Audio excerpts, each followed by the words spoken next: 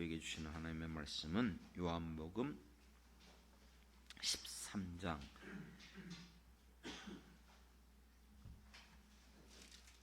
사실은 1절부터 38절의 말씀 전체지만 시간상 36절부터 38절만 읽겠습니다. 마지막 절은 같이 한 목소리로 읽겠습니다. 요한복음 13장 36절 다 찾으신 줄 알고 제가 먼저 읽겠습니다. 시몬 베드로가 이르되 주여 어디로 가시나이까? 예수께서 대답하시되 내가 가는 곳에 내가 지금은 따라올 수 없으나 후에는 따라오리라.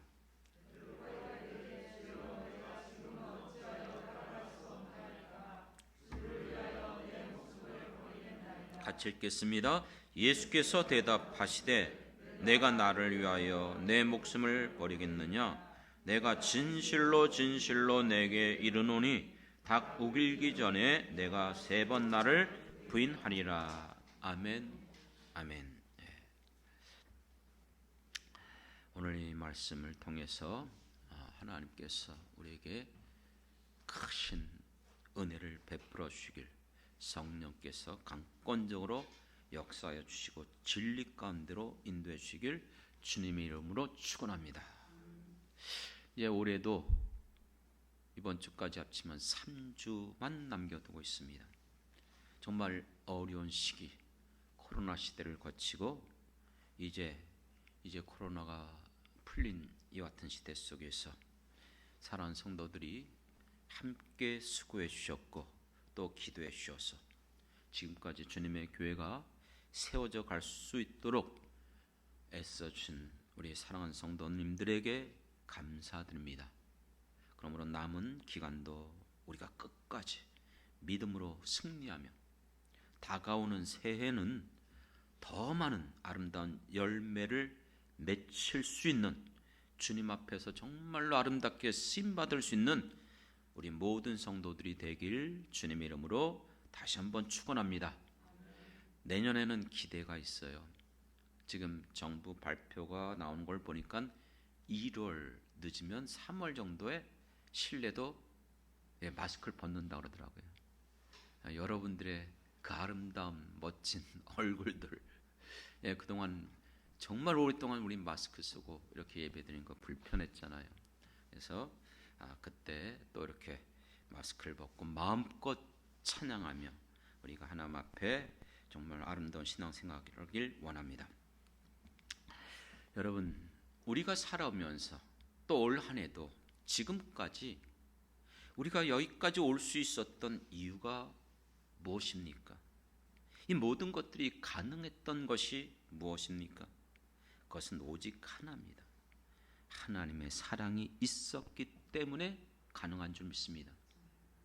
하나님의 사랑은 말로 표현할 수가 없는 거예요. 그래서 예수님이 태어난 이 성탄절을 맞이하면 위대한 사랑, 이런 표현을 하잖아요.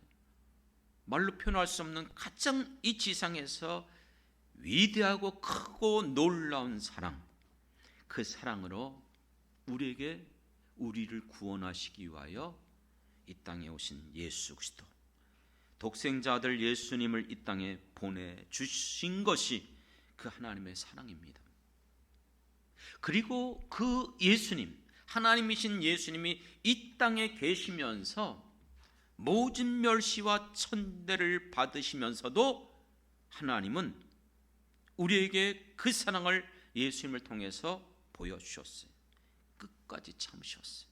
끝까지 그 모든 것을 몸으로 다 품어주셨어요. 그리고 십자가에 죽으시면서까지도 그 사랑을 우리에게 나타내 주신 줄 믿습니다. 그래서 기독교는 한마디로 말하면 사랑의 종교예요. 그 사랑을 보여주는 말씀이 오늘 우리가 읽었던 오늘 요한복음 13장, 특히 36절부터 38절을 읽었는데 본문에 나와 있습니다. 13장 36절 어떻게 표현하고 있죠? 36절부터 1절 먼저 읽겠습니다. 1절에 이렇게 말합니다. 유월절 전에 예수께서 자기가 세상을 떠나 아버지께로 돌아가실 때가 이런 줄 아시고, 그 다음에 보십시오. 세상에 있는 자기 사람들을 사랑하시다 그랬어요. 근데 어떻게 사랑하신다고요? 끝까지 사랑하신다. 끝까지 사랑합니다. 사람들은 만날 때만 사랑해요. 친구도 헤어지면 끝이에요. 심지어 부부도 그렇게 사랑한다고 결혼했는데 이혼하면 끝이에요. 떠나버리면 끝이더라고요. 누구도 생각도 안 해요. 돌아보지도 않습니다.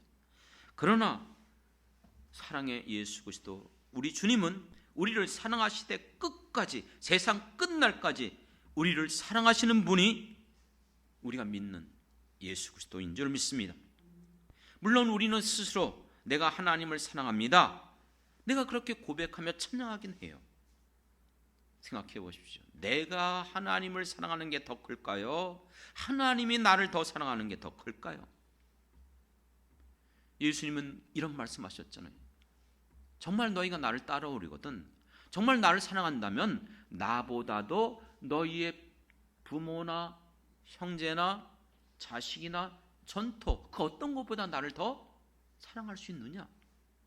근데 우린 정말 그렇게 사랑합니까? 사랑한다고 말은 하지만 실제로는 그 모든 것 포기하지 못하고 살아가지 않습니까? 정말 나를 따르면 너를 부인하고 자기 십자가를 지고, 이 말은 뭐예요? 힘든 거예요. 어려운 거예요. 불편한 거예요. 그래서 우리는 육체를 갖고 있기 때문에 이런 것들을 받아들이기 어려워요. 그래서 조금만 불편하고 조금만 마음에 들지 않고 조금만 정말 나와 다르다 생각하면 얼마든지 벗어버리잖아요. 정말 너의 십자가를 지고 목숨까지 내어놓고 나를 따라올 수 있느냐? 이게 예수님이 우리에게 말씀하여 주신 제자도예요. 말로만 그렇게 하지 않았어요. 예수님께서는 직접 본을 보여주셨어요. 자기의 그 모든 생명, 피 한 방울 남김없이 십자가에서 쏟아 부어주시면서 우리를 사랑하신 줄 믿습니다. 그렇기 때문에 우리가 주님을 사랑한 게 아니고 주님께서 우리를 사랑하셨습니다. 이 사랑을 누구보다 깨달은 사도 중에 사랑의 사도라고 별명을 가지고 있는 요한 사도가 기록한 요한일서 4장 19절에 보면 우리가 사랑함은 그가 먼저 우리를 사랑했다는 거예요. 사랑은 여기 있으니 우리가 하나님을 사랑한 것이 아니요 하나님이 우리를 사랑하사 우리 죄를 속하기 위하여 화목 제물로 그 아들을 보내셨습니다. 믿습니까?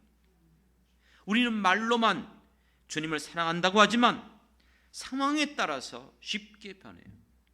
하지만 주님은 변함없이 우리가 믿음에 서 있든지 믿음이 흔들리든지 주님을 부인하든지 주님을 떠나든지 우리가 허물과 죄로 하나님을 근심케 할지라도 우리를 품어주신 주님은 끝까지 우리를 사랑하시고 기다리시고 용납하시고 참고 계시며 자비와 긍휼로 우리를 대하고 계시는 줄 믿습니다.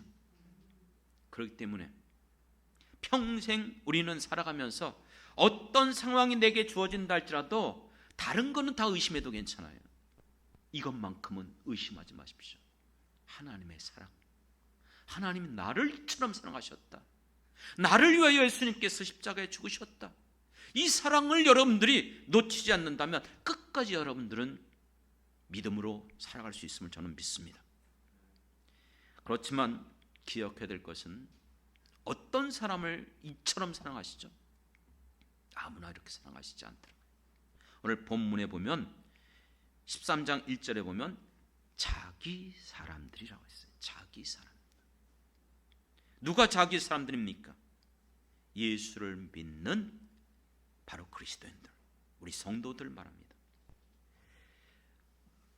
사랑하는 성도 여러분, 예수님께서 이 땅에 계시면서 몸소 모든 것들을 보여주셨어요. 그는 본을 보이시면서 앞서서 우리가 읽었던 본문 앞에 보면은 세족식을 하십니다. 제자들을 부르시고 그들의 발을 직접 닦아주셨어요.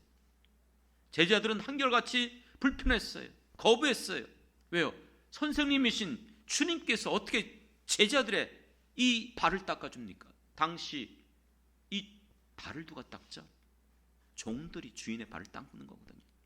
그런데 예수님은 주님이셨어요. 선생님이셨어요. 그런데 오히려 제자들의 발을 닦아주셨어요. 그러면서 이렇게 말씀하셨어요. 내가 너희에게 본을 보여줬다는 거죠. 요식행위로 그것만 보여준 게 아니에요. 예수님은 공생애 가운데 사랑하는 모든 사람들 향해서 행하신 그 놀라운 그 사랑, 우리는 잊을 수가 없어요. 모든 것이 우리가 알고 있는 이 복음서에 기록되어 있지 않습니까?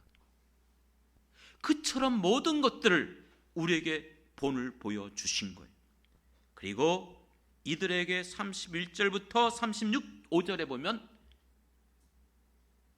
그들에게 이렇게 말합니다. 내가 너희에게 새 계명을 주노라. 서로 사랑하라. 서로 사랑하라. 이로써 너희가 내 제자인 줄 알리라. 베드로는 분명히 예수님의 뛰어난 수제자인 건 사실이에요. 하지만 그건 너무나 앞서갈 때가 너무나 많았었어요. 그러다 보니까 실수도 많았고 육체적으로도 육신적으로도 정욕적으로도 행할 때가 많았어요. 한두 번이 아니었죠. 오늘 본문 앞서서 보면 예수님이 이와 같이 발을 씻겨주실 때도 베드로가 거부하니까 만일 너가 이걸 거부하면 나와 상관없는 사람이다. 그랬더니 베드로가 또 앞서가 버렸어요. 뭐라고 하죠? 그러면 발만 씻어주지 마시고 온몸을 씻어주십시오. 아주 굉장히 중요한 말씀이 나옵니다. 그럴 때 예수님께서 뭐라고 말합니까? 10절에 이미 목욕한 자는 발밖에 씻을 필요가 없느니라. 온몸이 깨끗하니라. 무슨 말씀입니까? 이 말씀을 이해하기 위해서는요, 예수님을 보여주시는 증표가 눈에 보이는 복음이 전에 말씀드렸던 것처럼 성막제도예요.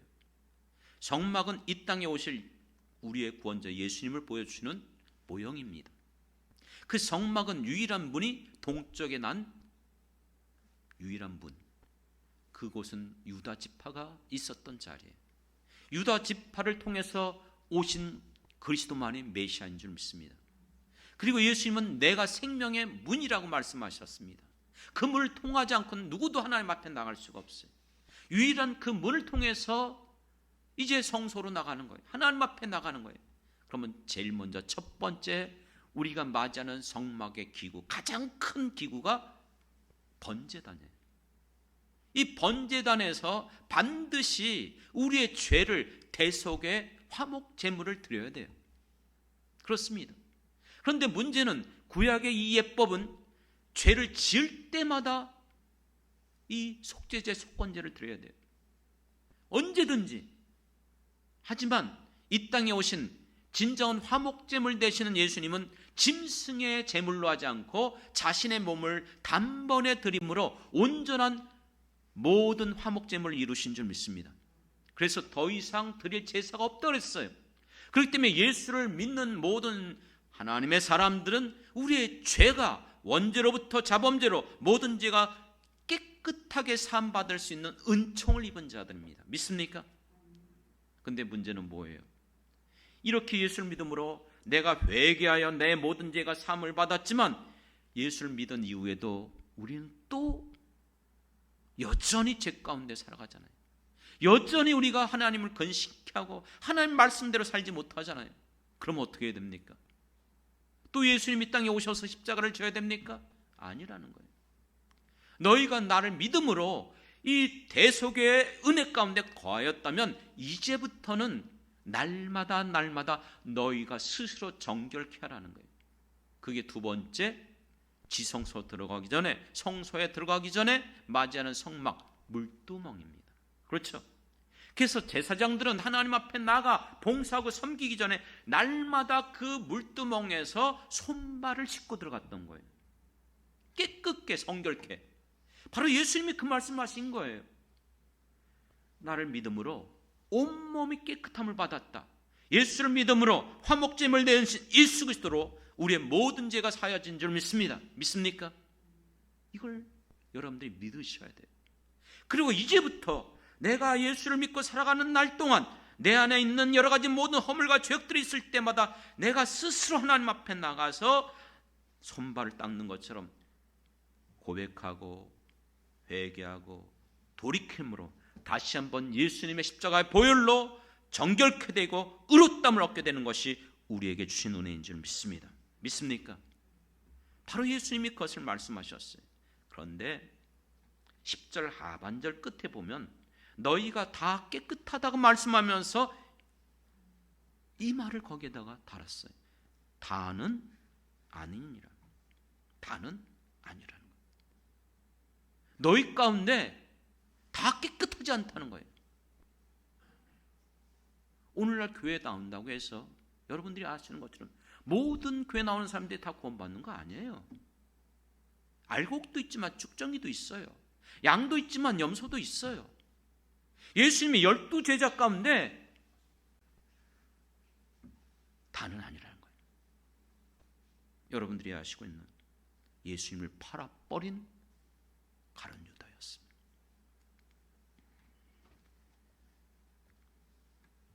예수님께서 왜 이 같은 본을 보여주셨습니까? 그러므로 너희들도 나를 따르는 제자들이라면, 너희들 가운데 택함 받은 자들이라면 나를 위해서 내가 너희들에게 분부한 대로, 내가 너희들에게 부탁한 대로 그 길을 걸어가라는 거예요. 이것이 바로 다는 아닌 예수님에게 부름받은 깨끗함을 얻은 바로 성도들이 따라가야 될 길인 줄 믿습니다. 근데 살아오면서 신앙생활하면서 자주 경험하잖아요. 어떤 길이 정말 주님이 기뻐하는 길인가, 어떻게 이것을 내가 해야 될지 고민할 때가 많아요. 바로 지금 여기 베드로도 그런 상황에 빠진 거예요. 예수님께서 이제 잠시만 떠날 것을 말씀하셨어요. 십자가에 죽으시고 이제 부활하셔서 하늘나라로 돌아가실 터인데, 이 같은 사실을 얘기해 주는데 이 제자들은 알지 못하는 거예요. 우리는 이미 성경을 아니까 예수님이 이제 십자가에 죽으시겠구나, 죽었다가 다시 부활하셨구나, 다시 이제 승천하시는구나 알고 있지만 제자들은 전혀 몰라요. 그러니까 예수님이 간다 그러니까 오늘 본문 36절에서 보면 베드로가 이렇게 말한 거예요. 주여 어디 가시나이까? 어디로 가시나이까? 주님이 가시는 곳 나도 가겠다는 것이에요. 깨닫지 못하는 거예요. 지금 예수님이 가시는 그 길은 십자가의 길이요, 죽음의 길이요, 대속의 죽음을 직접 몸소 누구도 대신할 수 없어요. 예수님만이 이 짐을 지고 가셔야 돼요. 그런데 베드로는 깨닫지 못하는 거예요. 알지 못하는 거예요. 왜 그렇습니까? 우리가 예수님을 믿는다고 말하지만 육신대로 살아가는 사람들은요, 주님께서 원하는 길을 보지 못해요. 깨닫지 못해요. 알지 못해요. 육신적으로 반응해요. 그러니까 예수님께서 이 말씀을 하는데 베드로는 이 말을 듣고 뭐라고 말해요? 아니라는 거예요. 내가 목숨까지라도 주님을 위해서 버리겠다는 거예요. 다른 사람이 다 버린다 할지라도 나는 결코 예수님을 버리지 않겠습니다. 예수님과 같이 내 목숨도 내어놓겠습니다. 이런 각오와 결심을 한 거예요. 이거는 거짓말은 아니었어요. 하지만 이건 육신적인 고백이에요. 얼마든지 여러분 이 같은 고백은 누구도 할 수 있는 거예요. 저는 교회를 생활하면서 부역자 생활이던 지금까지 지내오면서 많은 분들을 보았어요. 그런 분들이 교회에 나왔을 때 늦게 목사님 만난 게 후회스럽다는 거예요. 어떤 분은 10년만이라도 좀 더 목사님 만났으면 좋았을 것을. 앞으로 저는 평생 목사님하고 같이 가겠습니다. 기도하는데 응답받고 왔습니다. 꿈으로 보여주셨습니다. 심지어는 저희가 좀 그런 분들이 있었어요. 그래서 오해는 하지 마십시오. 그래서 오지 않으셔도 됩니다. 그곳에서 신앙생활. 그러면 그분은 그랬어요. 오지 말라 그래도 저는 올 거라는 거예요. 진짜 오더라고요. 심지어는 어떤 분은요, 건물도 지어주겠대요. 얼마나 감사한지요. 그리고 헌금도 액수는 밝힐 수 없지만 얼마를 하겠다는 거예요. 별의별 사람들 정말 많았어요. 그분들 저는 거짓말했다고 생각 안 합니다. 그분들의 그 결심, 그분들의 그 각오, 혼장담했지만 육신적으로 할 수 있는 것들이 아니에요. 베드로가 이렇게 혼작스하면서 목숨까지 바치겠다고 했던 이 베드로, 예수님께서 겟세마네 동산에서 기도하는데도 기도하지 않았어요. 예수님께서 아니다, 너는 닭 울기 전에 나를 3번이나 부인할 것이다, 그렇게 경고했음에도 그 말을 받아들이지 않았어요. 말씀도 경히 여기고 기도하지도 않고, 그리고 육신적인 방법으로 칼을 들어서 그 문제를 해결했던 이 베드로, 결국 예수님의 말씀대로 3번이나 예수님을 부인한 거예요. 그의 인생 가운데 잊을 수 없는 가장 부끄럽고 치욕적인 사건이 일어난 거예요. 그래서 그는 평생, 전설에 의하면은 닭 우는 소리만 들리면 일어나서 밖에 나가서 회개했다는 거예요. 왜요? 이 사건이 그의 평생 잊을 수 없는 정말 부끄러운 사건이었기 때문에. 사랑하는 성도 여러분, 우리도 마찬가지예요. 우리가 신앙생활하면서 성령을 따라 살지 못하고 내 마음이 원하는 대로 육체 본성대로 살아가면 평생 후회하고 부끄러운 삶을 살 수밖에 없어요. 3번 부인한다는 말이 뭔지 아십니까? 한 번은 누구나 실수할 수 있어요. 실수하지 않는 사람 어디 있어요? 저도 실수해요. 2번은 원하지 않았지만 어쩔 수 없이 일어날 수 있어요. 3번이란 말은 뭔지 아십니까? 알면서도 하는 거예요. 이 말은 무슨 말이죠? 3번 부인한다는 것은 결코 육체 의지하지 말라는 거예요. 여러분의 심으로 능으로 아무리 그렇게 여러분 고백하고 내가 지키겠다 할지라도 무너지는 게 육신이에요. 안 그랬습니까? 저도 그래요.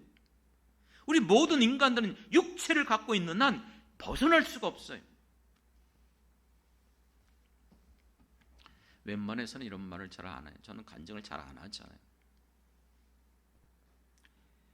전에 한번 말씀드렸던 사람이에요. 어느 집사님이 저희 교회에 오셨어요. 교회 처음 할 때, 집에서 했을 때. 이분이 집으로 들어오시더라고요. 주일날 하시면서 여기 맞네 그러더라고요. 예? 뭐가 맞아요? 그랬더니 하나님 보여줬다는 거예요. 이분은 은사가 있는 남자 집사님인데 은사가 있어요. 환상을 본대요. 보여줬다는 거예요. 여기 가라 그래서 왔다는 거예요. 그래서 정말 하나님 앞에 감사하며 그 가족과 함께 우리가 교회를 시작할 수 있어요. 그리고 이제 그 집에서 시작하다가 하나님의 은혜 주셔서 이제 상가로 건물을 얻어서 나가게 됐죠. 그때 큰 역할을 했어요. 헌금도 꽤 했고, 또 나중에 자기가 쓰던 그 승용차, 소형 옛날 그 뭐예요? 어쨌든 그 차 있었어요. 중고차지만 그걸 저거 쓰라고 주셨어요. 근데 이분은 교도소를 다녀온 사람이에요. 왜냐하면 경제사범으로 그래갖고 교도소에 다녔던 사람이에요. 그래서 자기 명의로 통장도 개설할 수 없어요. 아무것도 못해요. 다른 사람의 이름은 아내 이름으로 뭐 이렇게 합니다. 그런데 하나님께서 이분을 정말 축복해 주시더라고요. 그때 이제 환경오염이 자꾸 이슈하던 시대니까 퇴비, 소똥이나 이런 어떤 돼지똥 같은 걸 가지고 이걸 이 나무나 이런 톱밥 이런 걸 섞어서 만들어 갖고 그게 거름이 되는 거예요. 그게 이제 그게 뭐예요? 그 친환경적인 저기가 되는 거예요. 퇴비가 되는 거예요. 그런 사업을 했어요. 근데 이런 것이 열리면서 이곳저곳에 이 회사가 생기고 이런 저기가 생기는 거예요. 하나님께서 얼마나 축복해 주시는지. 그래서 회사도 확장이 됐어요. 땅도 얻었어요. 그래서 그곳에 가서 이제 우리 개업하기 위해서 회사를 다시 한번 저기 위해서 예배도 드렸어요. 근데 이제 이분한테 얘기를 듣다 보니까 그런 얘기를 하시더라고요. 자기가 지금 그같이 자기 아직도 경제사범으로 있기 때문에 풀리지 않고 있어서 개인명으로 할 수 없어서 후배에게 이 명의를 맡겨놨다는 거예요. 그 동업하는 식으로 이런 개념으로 지금 이 모든 걸 그렇게 한다는 거예요. 그래서 제가 물어봤어요. 그분 그럼 교회 다니세요? 그랬더니 안 믿는다. 교회 다니지 않는 사람이라고. 근데 마음에 기도하는데 이게 아닌 것 같아요. 그래서 제가 얘기를 했어요. 그거는 좋지 않을 것 같습니다. 아무래도 좀 마음에 좀 때문에. 근데 듣지는 않더라고요. 자기가 믿는다는, 가장 믿는 후배이고 지금까지 한 번도 자기를 저기 한 적이 없다는 거예요. 이분은 약점이 있어요. 환상을 보는 것 때문에 다른 걸 의지하지 않아요. 보여주는 것만 의지해요. 그러다 보니까 성경을 배우는 거에 대해서 관심이 없어요. 아시는 것처럼 저희는 성경을 많이 가르치잖아요. 제자 훈련시키고. 싫다는 거예요. 배울 필요 없다는 거예요. 배워봤자 교만해진다는 거예요. 배운 대로 살지 못한다는 거예요. 이런 얘기하는 거 여러분 그게 좋은 거 아니에요? 그게 믿음 있는 게 아니에요. 예수님도 직접적으로 12 제자를 택했어요. 수많은 예수님을 따르는 사람 중에서. 그리고 그들을 집중적으로 밤낮 가르치시고 훈련시켰어요. 그래서 저희는 기도회가 많았거든요. 그런데 이분이 기도회를 안 나와요. 왠 줄 아십니까? 자기는 한 번 믿고 기도하면 그걸 끝이라는 거예요. 왜요? 믿음으로 구했으면 끝이지 뭘 또 구하냐 이거예요. 그럼 믿음이 없는 사람이 그렇게 하는 거래요. 대단한 믿음인 것 같아요.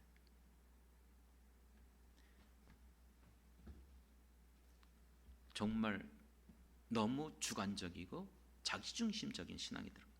성경은 많은 곳에서 항상 기도하라고 했어요. 쉬지 말고 기도하라고 했어요. 무시로 깨어있어 기도하라고 했어요. 시험에 들지 않게 기도하라고 했어요. 기도에는 이런 이유가 일어나지 않는다고 했어요. 아무것도 염려하지 말고 모든 일에 기도하라고 했어요. 지금까지 너희가 기도하지 않았지만 내 이름으로 이제부터 구하라. 얼마든지 많은 곳에서, 그렇죠? 초대교회 공동체가 위기가 있을 때, 어려움이 있을 때, 박해가 있을 때마다 교회가 깨어있어 기도했어요. 한국교회도 그랬어요. 성경의 지식이 너무 편협적이다 보니까는 주관적이고 그리고 자기중심적이에요. 자기가 갖고 있는 그 신앙만이 옳은 거예요. 물론 그 아내는 잘 쫓아오셨어요. 처음에 왔을 때는 아내가 정말 믿음이 없었어요. 근데 저희 안에서 저희와 같이 이렇게 훈련받고 기도에 열심히 참석하시고 나중에 남편보다 정말 성숙하고 믿음이 자라더라고요. 나중에 그 남편도 자기 아내를 인정해 주더라고요. 그 분은 나중에 권사님도 되셨지만, 그러던 어느 날 저희가 아는 어느 여집사님이 있었어요. 남편 없이 홀로 중학생을 아들을 키우는 편부모 가정이죠. 예전에 저희가 유치원을 할 때에 어렵기 때문에 그분을 교사로 채용했어요. 도와줬어요. 그리고 이제 저희가 유치원을 그만뒀을 때 이분이 여전히 어렵고 힘들어하기 때문에 저희가 교회를 다시 시작했을 때에 상가를 얻으면서 한쪽 그 반대쪽 집을 얻어줬어요. 저희는 그때 상가를 얻으면서 돈이 없다 보니까는 이런 상가 이거보다 작지만 훨씬 작지만 옆에다가 방 몇 개 만들어서 거기서 교회 안에서 살았어요. 정말 열악했죠. 그런데 넓은 그 집을 얻어줬어요. 왜 얻어줬냐면 그렇게 사니까 놀이방을 하라는 거예요. 놀이방을 하면서 그 지역이 또 열악한 빌라 지역이고 그렇기 때문에 이 맞벌이 부부들이 많잖아요. 애들이 갈 데가 없잖아요. 그래서 너무 어린 애들은 유치원에서 안 받아주고 그래서 놀이방을 할 수 있도록 저희들은 그때 정말 말도 안 되는 생활비 뭐 믿지 못하겠지만 정말 그거밖에 받지 못했어요. 근데 그 집을 얻어주면서 월세를 다 내줬어요. 그리고 시설까지도 다. 그리고 이제 모든 거 갖췄으니까 모집하라고. 근데 어떻게 하는지 모르겠대. 못한대요. 그래서 직접 제가 전단지까지도 만들어줬어요. 그리고 만들어주면서 가서 그거 다니면서 어떻게 하라는 거예요? 관광하고 자꾸 모으라는 거예요. 근데 안 해요. 이런 걸 힘들어하는 거예요. 육신적으로 이 일을 하면서 잘하는 사람이 아니니까 이해는 되죠. 그래서 저희가 늘 전도 나가니까 저희가 전도하면서 전도지와 함께 그 전단지도 계속 해줬어요. 근데 제대로 하지 않더라고요. 모집이 될래야 될 수도 없죠.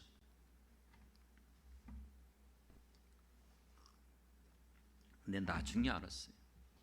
나중에 그걸 들었어요. 뒤쪽에서 말질을 하더라고요. 그 집사님한테 이간질을 하는 거예요. 그래갖고 우리가 나쁜 사람이 돼버린 거예요. 악소문을 내는 거예요. 이런 경우는 굳이 그걸 따지고 변명할 필요 없어요.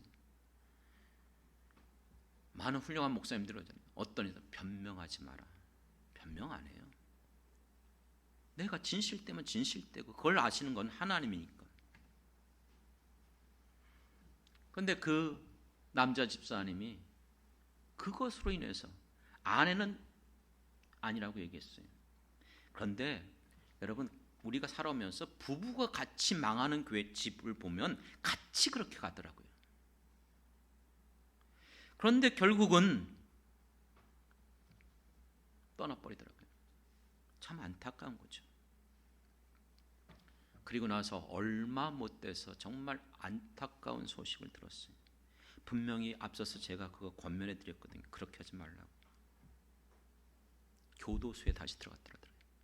이유가 뭔가 했더니 그 사업체가 부도난 거예요. 왜 부도난 줄 아십니까?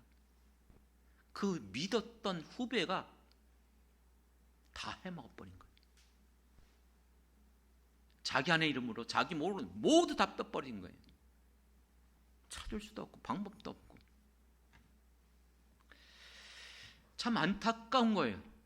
살아오면서 이런 사람들의 특징들이 있어요. 이런 사람들의 특징은 자기의 생각대로, 자기의 방법대로, 자기의 믿음대로 선택하고 결정하고 살아가요. 그래서 성경은 이렇게 말해요. 너희가 어리석도다. 성령으로 시작했다가 육체로 마치겠느냐. 분명히 하나님이 보여주시는지 모르겠어요.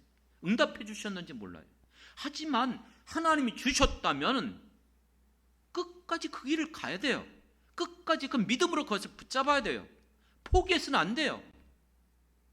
여러분들이 잘 알고 있는 디모데후서 3장에 보면 마지막 만물의 이 고통스러운 때가 온다 그랬어요. 만물의 마지막 때, 말세. 어떤 상황이죠? 사람들이 자기를 사랑해요. 자기만 사랑해요. 교만하고 감사할 줄도 모르고 거룩하지 아니하고 무정하고 원통함이 있으면 풀지 아니하고 모함하고 다니고 절제하지 못하고 배신을 밥 먹듯 하고 자만하고 경건의 모양만 갖고 있는 사람들. 그런데 이렇게 말했어요. 너는 이 같은 자들에게서 어떡하라? 돌아서라. 돌이키라는 거예요. 이렇게 살아가지 말라는 거예요. 여러분 오늘 본문에 나와 있는 이 36절이 왜 이게 유명한 말인 줄 아십니까? 주여 어디로 가시나이까? 그래서 오늘 제목을 이 말씀을 한 거예요. 주여 어디로 가시나이까? 주보에는 어떻게 나왔죠? 커바디스 도미네. 어디로? 바디스 가십니까? 도미네 주여. 이 뜻이에요. 주여 어디로 가시나이까?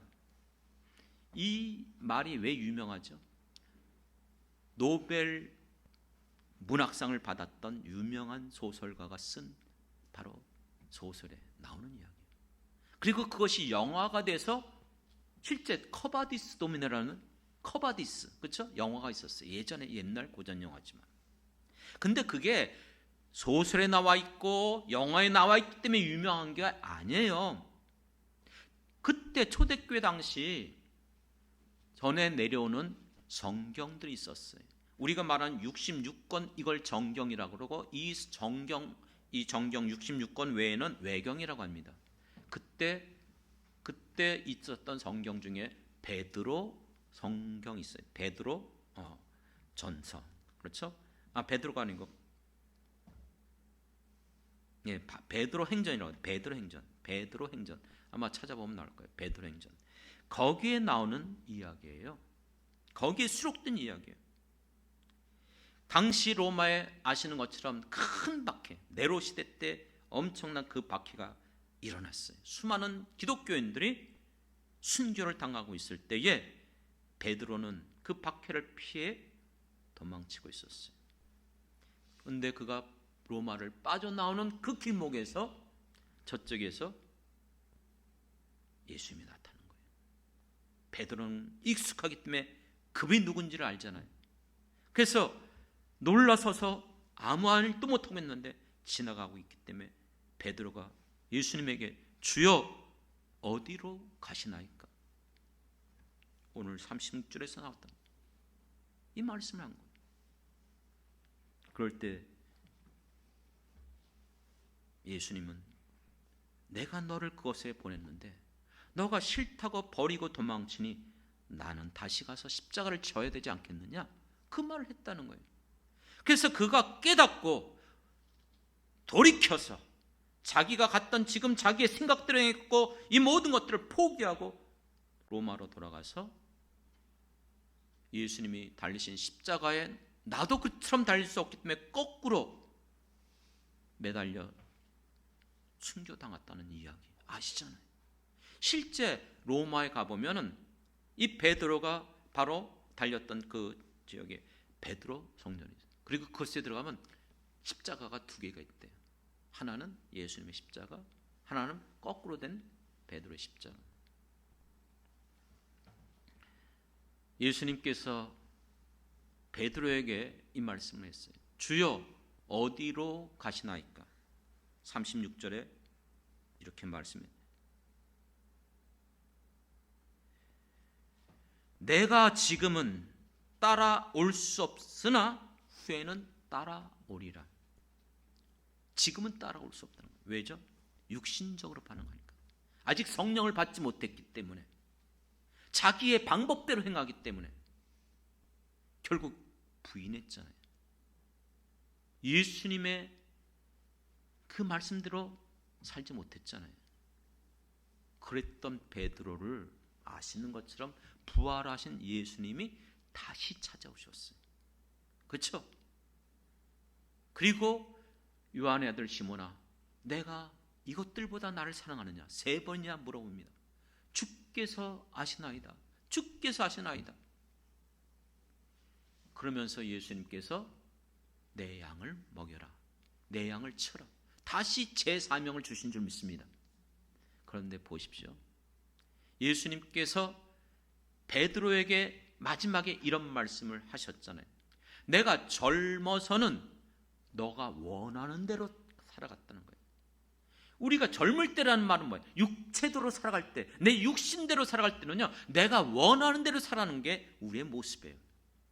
그러나 내가 늙어서는, 내가 나이가 들어서는, 너가 이제 성령을 받고 나서는 내가 원치 않는 대로, 그렇죠? 따라갈 것이라는 거예요.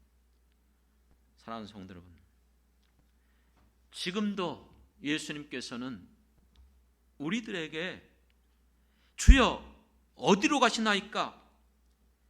커바디스 도미네, 우리가 주님 앞에 물어보고 질문할 때에 우리에게 스스로 깨닫길 원하시는 줄 믿습니다.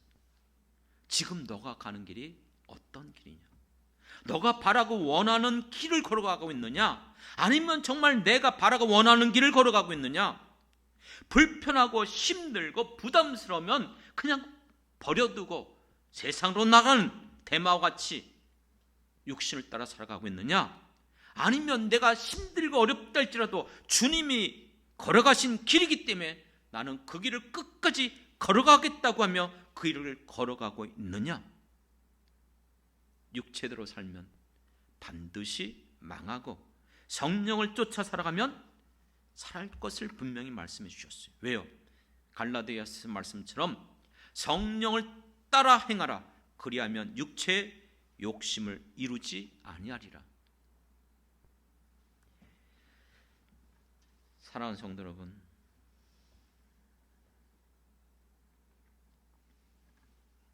예수님의 소원이 뭘까요? 예수님의 진정한 소원이 뭘까요? 이 땅에 복음이 전파되고 주님의 몸된 교회가 세워지길 원하시는 것이 주님의 소원이요, 그것이 마지막으로 우리에게 부탁한 말씀인 줄 믿습니다. 그렇기 때문에 주님이 세운 주님의 교회는 주님께서 생전에 보여주셨던 것처럼 예수를 믿는 사람들이 함께 모여서 누구보다도 뜨겁게 사랑하고 누구보다도 주님을 위하여서 우리에게 분부한 사명을 마음을 다하여 뜻을 다하여 성품을 다하여 그것을 이루는 사람들이 부름받은 사람들인 줄 믿습니다. 그렇기 때문에 예수님께서 이 땅의 교회를 어떻게 세우셨습니까? 주는 그리스도시요 살아계신 하나님의 아들이십니다. 이 신앙 고백을 하는 사람들, 예수를 영접하고 하나님의 자녀가 된 우리들을 통해서 주님의 교회를 이 땅에 세워주신 줄 믿습니다. 기억하십시오. 여러분이 보여지는 교회들이 미약해 보이고 볼품없어 보이는 교회들이라 할지라도 성경에 분명히 명시되어 있어요. 요한계시록의 1장에서 나오는 것처럼 7별과 7촛대를 붙잡고 계시는 분이 주님이신 줄 믿습니다.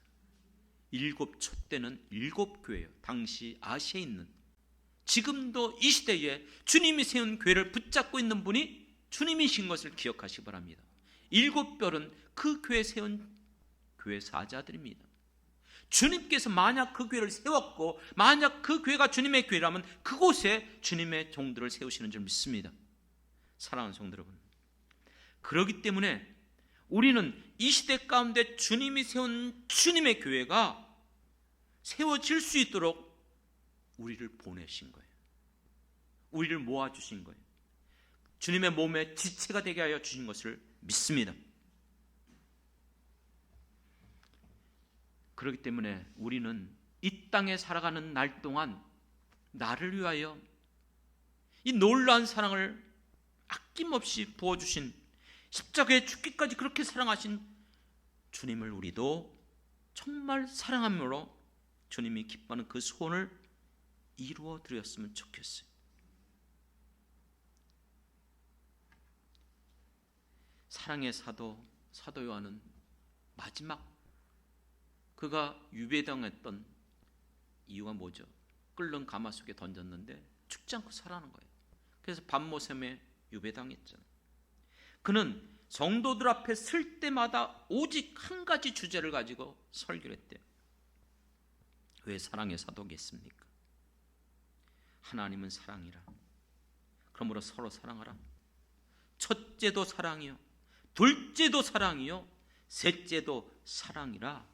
이렇게 말씀했던 것처럼 베드로 사도도 베드로전서, 전에 얘기했잖아요. 기도하는데 계속 주시는 말씀이 베드로전서 4장 7절 8절, 만물의 마지막이 가까이 왔으므로 정신을 차리고 깨어있어 기도하라는 거예요. 그리고 무엇보다도 서로 뜨겁게 사랑하라. 이로써 모든 죄 허물을 덮느니라. 저에게도 소원이 있어요. 저의 소원은 다른 게 아니에요. 정말 주님께서 기뻐하는 교회가 이 땅에서 주님이 세워주신 이 영창교회를 통해서 이뤄갔으면 좋겠어요. 그래서 함께 모인 성도들이 이 마지막 시대 때 정말 사랑이 식어져가는 시대, 서로 불신하고 반목하는 이 같은 시대 속에서 예수 그리스도 안에서 한 형제 한 우리 자매 하나님의 백성이 됐잖아요. 서로 사랑하고 아끼며 주님이 기뻐하는 그 소원들을 우리가 이뤄감으로 그것이 우리의 기쁨이 되어지면 얼마나 좋을까. 그리고 정말 바라고 원하기는 우리 시대 때도 정말 우리의 마음의 고향이 교회였어요. 언제든지 뛰어놀고 언제든지 지내는, 언제든지 가고 싶은 것이 교회였어요. 오늘 우리의 자녀들에게도 우리들에게도 동일하게 정말 주님의 교회가 늘 가고 싶고 만나고 싶고 언제든지 하나님 앞에 예배드릴 때마다 기쁘고 주님 앞에 기도할 때마다 내 안에 참된 은혜와 기쁨과 이와 같은 정말 마음에 평안이 오고, 그래서 오늘 찬양을 저는 설교 후에 찬송가 447장을 부르려고 해요. 이 세상 끝날까지 주님을 섬기며 살아가며 끝까지 주님을 따라 천국 갈 때까지 이 믿음으로 우리는 정말 주님이 내게 맡겨주신 이 사명을 온전히 다 이루어드림으로 이렇게 살다가 언젠가 우리를 부르실 때에 우리가 주님 앞에 다 쓸 거 아닙니까? 그때 부끄러움 당하지 않고 잘하였다 충성된 종아 나와 함께 즐거움에 참여하자. 제가 이거 얼마나 자주 말하는 겁니까? 우리 모두가 다 같이 그렇게 정말 영원토록 주님과 기뻐하면서 또 천국에서 사랑하는 성도들을 만날 때 얼마나 평생 동안 우리가 그렇게 즐거워하고 같이 기뻤는데 이제는 영원토록 천국에서 함께 살아갈 수 있다는 것이 그 행복 아니겠습니까? 정말로 우리의 삶이 이 마지막 시대 때에 이와 같은 자들에게 돌이키라 그랬어요. 지금은 너희가 살아갈 수 없지만 이후에는 살아가리라. 그러므로 이제 우리가 예수를 믿음으로 우리에게 성령을 주신 우리 안에 성령이 거하심을 우리는 믿습니다. 그러므로 우리도 주님이 걸어가셨던 그 길, 사도들도 그 길을 걸어가셨고 또 초대교회 공동체, 또 한국 초기 우리 선조들도, 그러므로 우리들도 우리 자녀들도 주님께서 보여주신 이 길을 끝까지 걸어갈 수 있는 저와 여러분이 되길 주님의 이름으로 축원합니다.